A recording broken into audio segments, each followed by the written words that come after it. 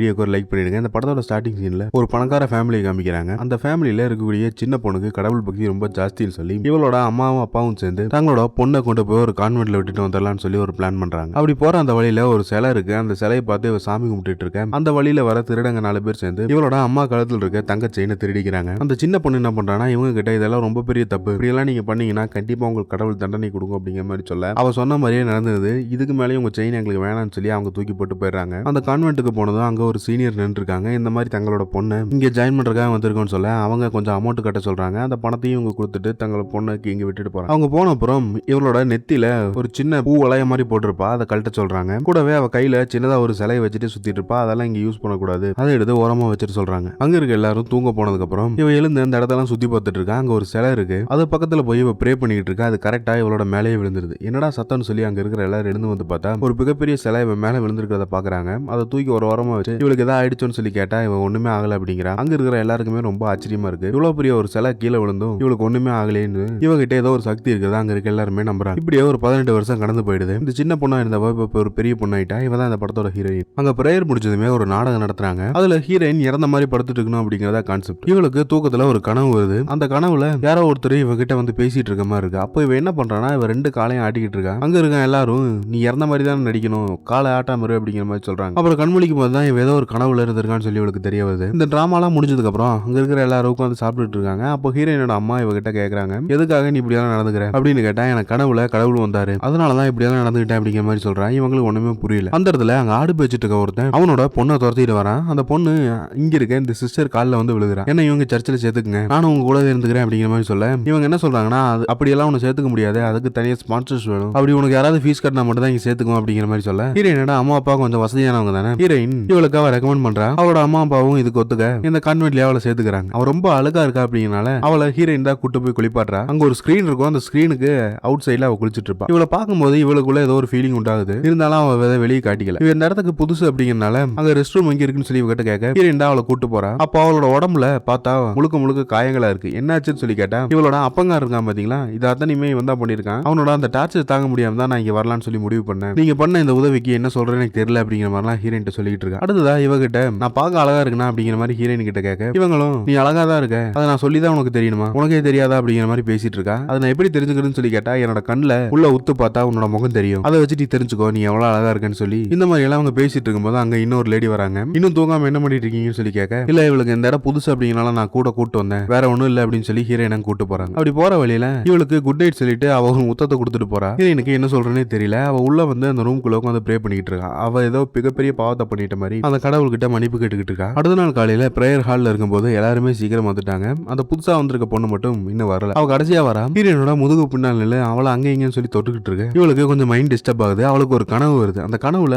அவளை சுத்தி நிறைய பாம்புகள் எல்லாம் வந்திருக்கு. இவளை காப்பாத்த யாருமே இல்லையான்னு சொல்லி அவ கத்தும் போது அங்க ஒருத்தர் வந்து இவளை காப்பாத்துறாரு. அவர் என்ன சொல்றாருன்னா, இப்போ புதுசா ஒருத்தி வந்திருக்கால அவ இந்த பாம்பு மாதிரி தான், கொடிய விஷம் உள்ளவ, அவகிட்ட இருந்து நீ விலகியேறு, அதான் உனக்கு நல்லது அப்படிங்கிற மாதிரி அந்த கனவுல சொல்லிட்டு இருக்க. இவளும் சரின்னு சொல்லிட்டு அந்த பக்கம் தனியா நடந்து போயிட்டு இருக்கா. இந்த கனவுல நடக்கிறதெல்லாம் உண்மை நினைச்சு அங்க இருக்க எல்லாருமே இவளை கொஞ்சம் வியடா பாக்குறாங்க. அந்த பிரேயர் பண்ற நேரம் தவிர்த்து இங்க இருக்கிற எல்லாருக்கும் இந்த நூல் எல்லாம் நெய்வாங்கல்ல, அதான் அவங்களோட வேலையா இருக்கும். ஒரு லேடி அந்த நூல் கண்டு எல்லாம் கொண்டு வந்துட்டு இருக்கேன். இப்ப புதுசா வந்திருக்க அந்த பொண்ணு அதை தள்ளி விட்டுறா. அது கொதிக்கிற தண்ணிக்குள்ள விழுந்துருது. இதோட வேலை அவ்வளவு தெரியுமா, எதுக்காக இப்படி பண்ண, கொஞ்சம் கவனம் வர மாட்டியா அப்படிங்கிற மாதிரிலாம் அவங்க திட்டிட்டு இருக்காங்க. இவ எதுவுமே கண்டுக்காம இருக்க ஹீரோயின் இந்த இடத்துக்கு வரா. நீ பண்ண தப்புக்கு நீ தான் அதை சரி கட்டணும், அந்த கொதிக்கிற தண்ணிக்குள்ள இருந்து அந்த நூலை எடுன்னு சொல்லி சொல்ல இவளும் வேற வழி இல்லாம அதை எடுக்கிறா. இவளோட கை ஃபுல்லாமே வெந்துருது. ஹீரோயின் இந்த மாதிரி பேசுவான்னு சொல்லி அவன் நினைச்சிருக்க மாட்டான். இது அவளுக்கு ரொம்ப ஆச்சரியமா இருக்கு. நைட்டு தூங்கிட்டு இருக்கும்போது திடீர்னு அவன் கண் முழிக்கிறா. என்னன்னு பார்த்தா ஹீரோயின் தான் அந்த பக்கம் அலறிட்டு இருக்கா. அவளை சுத்தி அங்க இருக்க நிறைய பேர் இருக்காங்க. ஹீரோயினுக்கு ஏதோ ஒரு கனவு வந்தனால அந்த கனவை நினைச்சுதான் அவன் அலறிட்டு இருக்கா. அங்க ஒரு டாக்டர் வராங்க. அவளுக்கு டெஸ்ட் எல்லாம் பார்த்து முடிச்சுட்டு ஏதோ மென்டலியா அவங்க டிஸ்டர்பா இருக்காங்க, ஒருவேளை அவங்க திரும்பவுமே கண் முழிச்சா இந்த மருந்து கொடுங்கன்னு சொல்லி அவங்க கொடுத்துட்டு போயிடுறாங்க. ஹீரோயினோட 2 கையும் காலையும் கட்டி போட்டுருக்காங்க. அங்க இருக்க எல்லாருமே அந்த பக்கம் போனதுக்கு அப்புறம் இந்த புதுசா வந்திருக்க அந்த பொண்ணு மட்டும் ஹீரோயின் கிட்ட பேசிக்கிட்டு இருக்கா. எதுக்காக இப்படி பண்ண பாரு, உன்னால என்னோட கையெல்லாம் வெந்து போச்சு அப்படின்னு சொல்லிட்டு இவங்களோட கையும் காலையும் கட்டி போட்டுருக்கனால அவங்களால எழுந்திரிக்க முடியாது. இந்த புதுசா வந்திருக்கவ திரும்பவும் ஹீரோயின் கிட்ட தேவையில்லாத சேட்டெல்லாம் பண்ணிட்டு இருக்கா. அவ தூங்க போனதுக்கு அப்புறம் ஹீரோயினுக்கு திரும்பவுமே அந்த கனவு வருது. அந்த கனவுல யாரோ இவளை 4 பேர் கடத்தி கொண்டு போயிட்டு இருக்காங்க. அப்போ முகம் தெரியாத ஒருத்தன் வந்து இவளை காப்பாத்துறான். அந்த காப்பாத்த வந்து அவனும் கடைசியில இவளை கொலை பண்ண பார்க்க இவ பயத்துல இங்க அலறிட்டு இருக்கா. அப்போ அந்த டாக்டர் இவளுக்கு ஒரு மருந்து கொடுக்க சொல்லிட்டு போயிருப்பாங்கல்ல, இவளுக்கு மறுபடியும் அந்த மாதிரி கனவு வந்தா இவளை தூங்க வைக்கிறாங்க. அந்த மருந்து கொடுத்து இவளை அங்க இருக்கவங்க எல்லாரும் தூங்க வைக்கிறாங்க. இவ நடந்துக்கிற எல்லாமே கொஞ்சம் வித்தியாசமா இருக்கு. அது மட்டும் இல்லாம இவளை இப்படியே விடுறது சரியில்லை, இவ பக்கத்துல யாரோ ஒருத்தர் பர்சனலா கேரிங் இருந்து பாத்துக்கணும், அப்பதான் சரியா வரும்னு சொல்லி இந்த புதுசா வந்திருக்க அந்த பொண்ணையே ஹீரோயின் கூட இருந்து பாத்துக்க பாத்துக்கிறதுக்காக நியமிக்கிறாங்க. அவளும் ஹீரோயினுக்கு தேவையான அந்த உதவிகளை செஞ்சுட்டு இருக்கா. அன்னைக்கு நைட்டு திரும்பவுமே அவளுக்கு ஒரு கனவு வருது.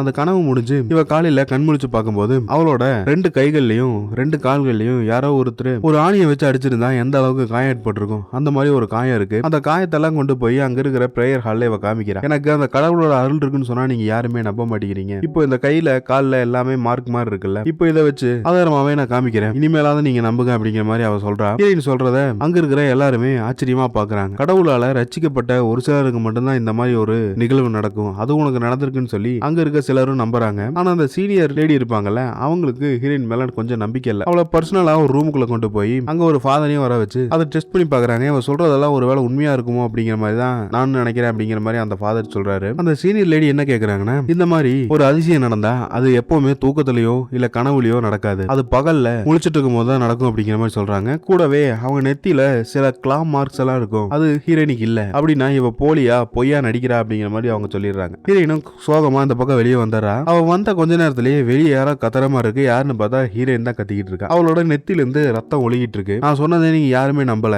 அப்படின்னா கூடி சீக்கிரம் இங்க இருக்கிற எல்லாருமே அதுக்குண்டான விளைவுகளை சந்திக்க போறீங்க, நீங்க மிகப்பெரிய ஒரு பாவத்தை பண்ணிட்டீங்க அப்படிங்கிற மாதிரி ஹீரோயின் கத்திக்கிட்டு இருக்கா. அவளோட வாய்ஸ்ல இல்லாம ஏதோ ஒரு ஆம்பளை குரல்ல அவ பேசிக்கிட்டு இருக்கா. அவளை கன்வின்ஸ் பண்ணி அங்கிருந்து கூட்டு போயிடுறாங்க. அவ போனதுக்கு அப்புறம் அந்த இடத்துல பார்த்தா சில கண்ணாடி துண்டெல்லாம் இருக்கிறத ஒரு லேடி நோட் பண்றா. அப்போ ஹீரோயின் ஃபேக்கா அவளோட நெத்தில அந்த மார்க்க போட்டுக்கிட்டு வேணுனே இந்த மாதிரி நடிச்சிருக்கா அப்படிங்கிறத அவங்க கன்ஃபார்ம் பண்ணிட்டாங்க. இதை எப்படியாவது இங்க இருக்கிற எல்லாத்துக்கும் சொல்லி புரிய வைக்கணும், இந்த உண்மையை வெளியே கொண்டு வரணும்னு சொல்லி அவங்க நினைக்கிறாங்க. அங்க இருக்க சீனியர் லேடி என்னதான் சொன்னாலுமே ஹீரோயின் நடிக்கிறா அப்படின்னு சொன்னாலும் அவங்க இருக்கிற சில பேர் நம்புறாங்க. அவளுக்கு அந்த கடவுளோட அடல் உண்மையா இருக்குன்னு சொல்லி இங்க இருக்க எல்லா பொண்ணுங்களுக்கும் ஹீரோயினை இப்ப ஹெட்டா அறிவிக்கிறாங்க. இவ தான் அங்க இருக்கிற எல்லாரையும் வழி நடத்தணும் அப்படிங்கிற மாதிரி சொல்லிட்டு இப்ப இந்த சீனியர் லேடி ஒருத்தங்க தங்கி இருப்பாங்களா ஒரு ரூம், அந்த ரூமை இவங்களை வெக்கேட் பண்ண சொல்லிட்டு ஹீரோயினை அந்த ரூம்ல தங்க வைக்கிறாங்க. ஆனா இவ அத்தனையுமே ஃபேக்கா தான் பண்ணிக்கிட்டு இருக்கான்னு சொல்லி அங்க இருக்கிற ஒருத்தி அந்த கண்ணாடி துண்டெல்லாம் எடுத்து வச்சு நோட் பண்ணிருப்பா. இப்போ இவ உண்மையை சொன்னாலும் இங்க இருக்கிறவங்க எல்லாரும் நம்புவாங்களா இல்லையான்னு சொல்லி அவளுக்கு தெரியல. அவங்க ரூம் காலி பண்றதுக்கு முன்னால அந்த செவுத்துல ஒரு சின்னதா ஒரு ஓட்டையை போட்டு போறாங்க. இவ என்னெல்லாம் தப்பு பண்றாங்கறத இந்த பக்கம் இருந்து கண்டுபிடிக்கலாங்கிறதுக்காக. இதுக்கு மேல இனி யாருமே ஹீரோயினை சந்தேகப்பட போறது இல்ல. அவளை பர்சனலா டேக் கேர் பண்ணிக்கிற அந்த புதுசா வந்த பொண்ணும் ஹீரோயினும் ஒரே ரூம்ல தங்கிட்டு இருக்காங்க. அங்க ரொம்ப நாளா நோய்வாய்ப்பட்ட ஒரு லேடி இருக்காங்க. அந்த லேடிய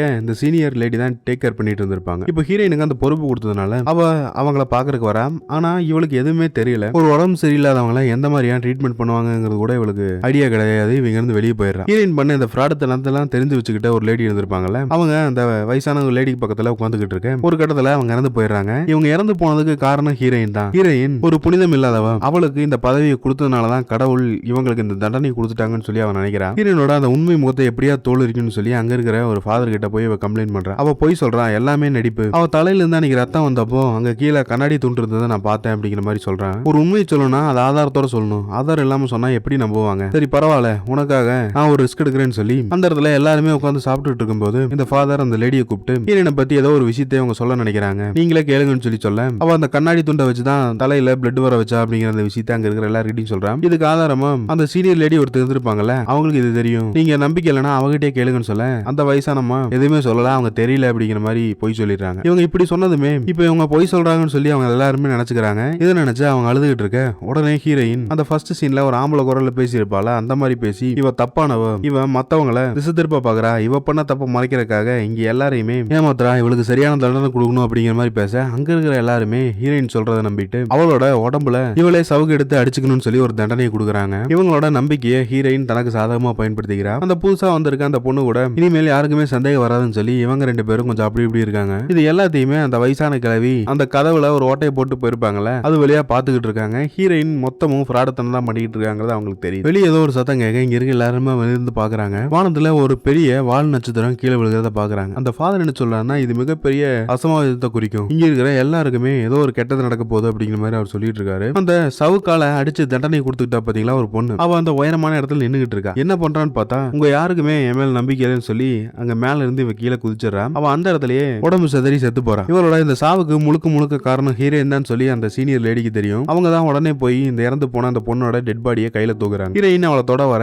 நீ பக்கத்துல வராத, உன்னோட சுயநலத்துக்காக நீ எதையும் செய்யக்கூடிய ஒரு கேடுகட்ட ஒரு தீன எனக்கு தெரியும் சொல்லி ஹீரோயினை தள்ளி போக சொல்றாங்க. இதுக்கு மேலேயும் இவ்வளவு சும்மா விடக்கூடாதுன்னு நினைக்கிறேன் இந்த சீனியர் லேடி என்ன பண்றாங்கன்னா இவங்க எல்லாத்துக்கும் தலைமையான ஒரு மேலிடம் இருக்கும். அங்க போய் ஹீரோயினை பத்தி அவர் கம்ப்ளைண்ட் பண்ணிட்டு இருக்காங்க. அவ தப்பானவ, அவ பண்ற தப்ப மறைக்கிறதுக்காக இங்க இருக்கிற எல்லாரையுமே அவ கொண்டுகிட்டு இருக்கா அப்படிங்கிற மாதிரி கம்ப்ளைண்ட் பண்ணிக்கிட்டு இருக்கேன். இந்த பக்கம் ஹீரோயின் என்ன பண்றானா இந்த படம் நடக்கிற காலகட்டத்துல பிளேக் நோய் அப்படிங்கிற ஒரு நோய் அங்க இருக்க மனிதர்கள் எல்லாம் கொண்டுட்டு இருந்திருக்கும். அதை எல்லாத்தையுமே நான் தான் குணப்படுத்த போறேன், நான் அந்த கடவுளோட கடவுளோட டைரக்டான தூதுவன் அப்படிங்கிற மாதிரிலாம் ஹீரோயின் பேசிட்டு இருக்கிறத அங்க இருக்கிற ஒட்டுமொத்த மக்களுமே நம்புறாங்க. இந்த பிரச்சனையை சரி கட்டுறதுக்காக அந்த சீனியர் லேடியும் கூட ஒரு பெரிய ஃபாதரை கூட்டிட்டு வந்துகிட்டு இருக்கா. அப்படி வர வழியில இவங்கள அங்க இருக்கவங்க எல்லாருமே தடுத்து நிறுத்துறாங்க. நீங்க ஊருக்குள்ள வரக்கூடாது அப்படிங்கிற மாதிரி சொல்றாங்க. இருந்தாலும் அவர் அந்த பிரச்சனை எல்லாம் மீறி வந்துட்டு இருக்காரு. இந்த பக்கம் பார்த்தா ஹீரோயின் மயங்கி கீழே விழுகிறா. என்னாச்சு இவ இறந்துட்டான்னு சொல்லி அதுக்கு தேவையான இறுதி சடங்கெல்லாம் பண்ணலாம்னு சொல்லி அதுக்கு உண்டான வேலையெல்லாம் ஒரு பக்கம் நடந்துகிட்டு இருக்கேன். இந்த ஹீரோயினை பத்தி விசாரிக்கதான் அந்த ஃபாதர் வந்திருக்காரு. அவர் கையில இருந்து ஏதோ ஒரு சிம்பிள் மார்க் மாதிரி அவளோட நெத்தியில எழுத அவ உடனே கண் முழிச்சிடறா. அவ பைத்தியமா நடந்துக்கிறான். நான் இப்போ கடவுள் கூட தான் பேசிட்டு வரேன், நான் சாகல இல்ல உயிரோட தான் இருக்கேன் இப்படிங்கிற மாதிரி எல்லாம் பேசிக்கிட்டு இருக்கேன். அந்த சீனியர் ஒருத்தர் வந்தாருல, அவர் என்ன சொல்றாருன்னா, உங்க மேல ஒரு கம்ப்ளைண்ட் வந்திருக்கு. பொதுவாக இங்க இருக்க பெண்கள் எல்லாமே கண்ணி தன்மையோட இருப்பாங்க, நீங்க அதை இழந்துட்டு தான் சொல்லி இந்த சீனியர் லேடி கம்ப்ளைண்ட் பண்ணிருக்காங்க. இதுக்கு நாளைக்கு விசாரணை இருக்கு, ஒழுங்கா நீ வந்து சேரு அப்படிங்கிற மாதிரி சொல்லிட்டு போறான். அந்த மாதிரி மீட்டிங் ஹால்ல அங்க இருக்கிற எல்லா பொண்ணுங்களுக்கு முன்னால இந்த சீனியர் லேடி இருப்பாங்கல்ல, அவங்க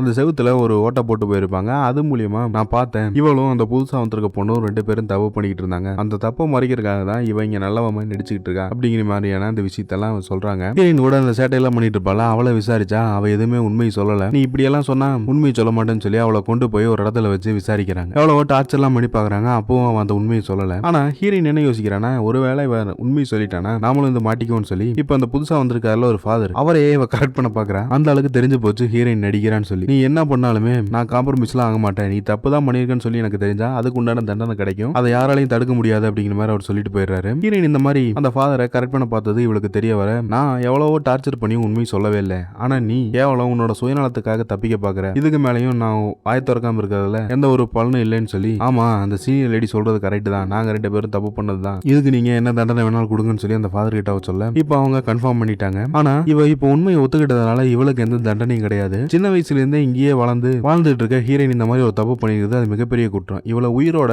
எரிக்கலாம்னு சொல்லி அவங்க எல்லாரும் முடிவு பண்ணிட்டாங்க. அதே சமயம் அந்த சீனியர் கிளவி இருப்பால, அவ அந்த பக்கத்து ஊருக்கு போயிட்டு வந்திருப்பா. அங்க பிளேக் நோய் எல்லாம் பரவிட்டு இருந்ததுனால அந்த வைரஸ் இவளுக்கும் பரவிருச்சு. இன்னும் கொஞ்ச நாள்ல அவங்க இறந்துருவாங்க அப்படிங்கிற மாதிரி இந்த ஃபாதர் அவளை பார்த்துட்டு சொல்லிட்டு போறாரு. அவங்க பக்கத்துல வேற யாருமே வராத மாதிரி பத்திரமா பாத்துக்க சொல்றாங்க. இந்த வயசான லேடிக்கு ஒரு வருத்தம் என்னன்னா, இந்த ஃபாதர் கொஞ்சம் கூட மனசாட்சி இல்லாம பேசிட்டு போறானே, நம்ம இங்க நோய்வாய்ப்பட்டு சாக கிடக்குறோம், அதுக்கு ஒரு ட்ரீட்மெண்ட் கூட பண்ணலாம்னு சொல்லி இவன் எதுவுமே கேட்கல. இவெல்லாம் ஒரு மனுஷனா அப்படிங்கிற மாதிரி யோசிச்சுட்டு இருக்க. கரெக்டா ஹீரோயின் நடத்துக்கு வரா. இவங்க கிட்ட அவ ரொம்ப பாசமாவும் அன்பாவும் பேசுறா. இப்படிப்பட்ட ஒருத்தைய நம்ம தண்டனை வாங்கி கொடுக்க போறோம்னு சொல்லி அவங்க நினைச்சு வருத்தப்பட்டுக்கிட்டு இருக்க. இவங்களோட காதுல ஹீரோயின் ஏதோ ரகசியமா ஒரு விஷயத்தை சொல்லிட்டு இருக்கான். அடுத்த நாள் அந்த ஃபாதர் சொன்ன மாதிரியே ஹீரோயினுக்கு ஒரு தண்டனை கொடுக்கறதுக்காக அங்க மேடையில் நிப்பாட்டி வச்சிருக்காங்க. அப்போ இவங்களோட கையில இருந்து ரத்தம் ஒழுகிட்டு இருக்கு. இந்த உலகத்தையே ரசிக்க வந்த கடவுள் நான் தான், ஆனா நீங்க என்ன புரிஞ்சுக்காம எவனோ ஒருத்தன் சொல்றதை கேட்டு நீங்க இவ்வளவு பெரிய தப்பு பண்ண போறீங்க, இதுக்கப்புறம் உங்களுக்கு என்ன நடக்க போகுதுங்கிறத என்னால சொல்லவே முடியாது, அந்த மாதிரியான ஒரு ஆபத்தை நீங்க சந்திக்க போறீங்க அப்படிங்கிற மாதிரிலாம் ஹீரோயின் பேசிட்டு இருக்கா. கரெக்டா அந்த இடத்துக்கு அந்த லேடி வராங்க. அவங்களுக்கு அந்த பக்கத்து ஊருக்கு போயிட்டு வந்ததுனால அந்த வைரஸ் வந்திருக்குல்ல, அவங்களோட அந்த ட்ரெஸ்ஸை கழிச்சு காமிச்சு, எனக்கு இந்த வைரஸ் வந்திருக்குன்னு சொன்னா என் கூடவே வந்த அந்த ஃபாதருக்கு தான் அந்த நோய் வந்திருக்கணும், அவரு உங்க எல்லாரையும் ஏமாத்த பாக்குறாரு அப்படிங்கிற மாதிரி சொல்ல, இந்த ஃபாதரை கீழே இழுத்து பார்த்தா அவனுக்கும் அந்த வைரஸ் வந்திருக்கிறது இங்க எல்லாருக்கும் தெரியுது. ஹீரோயின் சொல்றதா கரெக்ட், ஹீரோயின் தான் இங்க இருக்கிற மக்களை காப்பாத்த போறா, நீங்க எல்லாரும் சேர்ந்து இவளை கொன்றுவீங்க அப்படின்னு சொல்லி அந்த ஃபாதரை கொலை பண்ணிடுறாங்க. அடுத்ததா அந்த வைரஸ் நோய் பாதிக்கப்பட்டிருக்க அந்த வயசான பாட்டிமா இருப்பாங்கல்ல, அவங்களும் நெருப்புல தன்னை அந்த உடம்பை எரிச்சுக்கிறாங்க. ஹீரோயின் மேல இப்பவும் அங்க இருக்கிற யாருக்குமே சந்தேகம் வரல. அங்க ஒரு கண்ணாடி துண்டை பாக்குறா. ஹீரோயினோட டார்லிங் ஒருத்திருப்பால, அவளுக்கு அப்பதான் உண்மை தெரிய வருது, இதுவும் நடிப்பு தான், இவ கையை வாண்டடா கிழிச்சிருக்கா அப்படிங்கிறது அந்த ரகசியத்தை தெரிஞ்சுக்கிறாங்க. இப்படியே கொஞ்ச நாட்கள் போக ஹீரோயின் அந்த இடத்துல இருந்து வெக்கேட் பண்ணி வேற ஒரு ஊருக்கு போயிடுறா. இவங்களோட அந்த காதல் கதையும் கண்டினியூ பண்ணிட்டு இருக்காங்க. இவன் மேல கொண்ட அந்த ஈர்ப்புக்காகவே இவ இவ்வளவு பெரிய ஃப்ராடத்தனத்தை பண்ணிருக்கா. இவனால இங்க இருந்து வெளியே வர முடியாதுன்னு தெரிஞ்சுக்கிட்டு அங்க இருக்கக்கூடிய ஆட்களை எல்லாம் தன்னோட சுயநலத்துக்காக இவ பயன்படுத்திக்கிட்டா. இது மீண்டும் ஒரு வித்தியாசமான படத்தோட சந்திப்போம். தேங்க்யூ.